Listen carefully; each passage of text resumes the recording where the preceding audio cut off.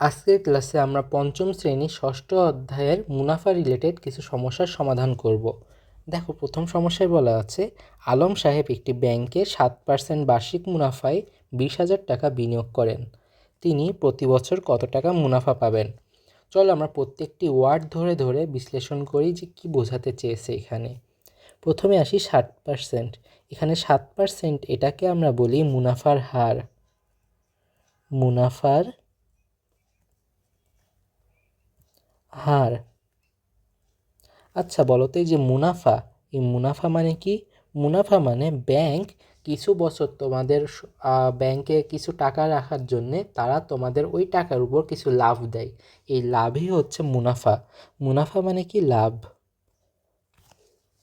এবং এই যে 20,000 টাকা, এই 20,000 টাকা বিনিয়োগ করলে তার মানে তুমি 20,000 টাকা রাখলে ব্যাংকে। এই 20,000 টাকা এটাকে আমরা বলবো আসল। আসল মানে তুমি যে টাকাটা রেখেছো সেটাকে আমরা আসল বলবো। তাহলে আমরা এখানে মুনাফার হার, মুনাফা, আসল এগুলা বুঝতে পারলাম। এবং আরেকটি ওয়ার্ড দেখো, বার্ষিক। এখানে বার্ষিক মানে আমরা সবসময় বুঝি 1 বছর। বার্ষিক মানে 1 বছর। যেমন তোমাদের বিভিন্ন স্কুলে বার্ষিক ক্রীড়া প্রতিযোগিতা হয়, তার মানে বৎসরিক বা 1 বছর। এখানে আমাদের প্রশ্নে কি বলা আছে? তিনি প্রতি বছর কত টাকা মুনাফা পাবেন। এখানে 1 বছর হিসাবেই দেওয়া আছে, তাহলে আমাদের বের করা লাগবে না যে তিনি কত বছর রেখেছিলেন বা এগুলা। তাহলে চলো আমরা প্রথমে ভাঙা শুরু করি। 7%। 7% মানে কি? 7% মানে হচ্ছে 7/100। এবং এটা মুনাফার হার, তার মানে 100 টাকায় মুনাফা পাবেন 7 টাকা। তাহলে চল এটা লিখে ফেলি আমরা। 100 টাকায় মুনাফা 7 টাকা। এবং নিয়ম অনুযায়ী এখন আমরা কি করব? ঐকিক নিয়ম করব। ঐকিক নিয়মে অতএব 1 টাকায় মুনাফা 7/100। যেহেতু অল্প সেহেতু আমরা ভাগ করলাম। এবং আমাদের কি বের করতে হবে? 20,000 টাকায় মুনাফা। তাহলে অতএব 20,000 টাকায় মুনাফা 7 গুণ 20,000 ডিভাইডেড বাই 100 টাকা।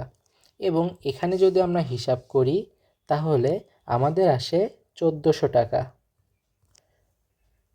1,400 টাকা। তাহলে আমরা প্রত্যেক বছর কত টাকা মুনাফা পাবো? 1,400 টাকা মুনাফা পাবো।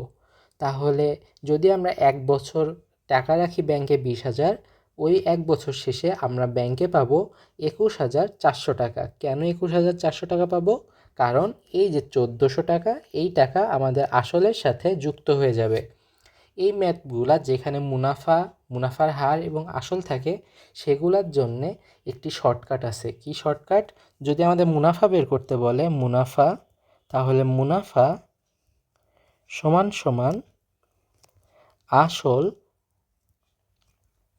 গুণ মুনাফার হার। এটা করলেই আমরা খুব সহজে মুনাফা কত পাবো সেটা বের করে ফেলতে পারবো। মুনাফা ইকুয়ালস টু আসল গুণ মুনাফার হার। এটার মাধ্যমে আমরা মুনাফা কত পাবো সেটা বের করে ফেলতে পারবো। চলো দ্বিতীয় কোশ্চেন সলভ করে ফেলি। দ্বিতীয় প্রশ্নে কি বলা আছে? একজন উদ্যোক্তা ব্যাংক থেকে 8% মুনাফায় 50,000 টাকা ঋণ নিলেন। প্রতি বছর তাকে কত টাকা মুনাফা দিতে হবে? তাহলে এখানে 8% আমাদের মুনাফার হার দেওয়া আছে, 50,000 টাকা ঋণ নিলেন, তার মানে এখানে তিনি এত টাকা ঋণ নিছেন, এটা আমাদের আসল এখানে। এবং দিতে হবে, মুনাফা বের করতে হবে। একই নিয়মে চলো করে ফেলি। 8% মানে 8/100। 8/100 মানে কি? 100 টাকায় মুনাফা 8 টাকা। তাহলে চলো এটা আমরা লিখে ফেলি। 100 টাকায়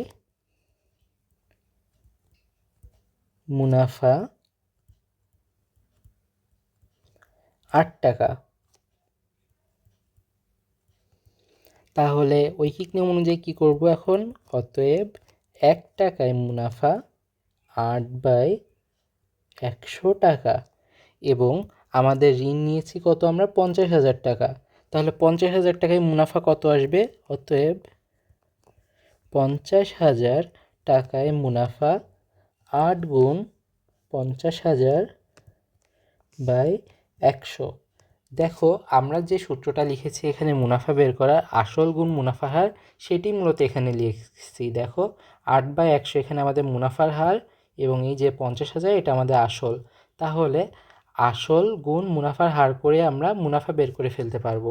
তাহলে চলো হিসাবটা করে ফেলি। এখানে হিসাব যদি আমরা করি তাহলে আমাদের আসে 4,000 টাকা। তাহলে 50,000 টাকায় মুনাফা হবে 4,000 টাকা।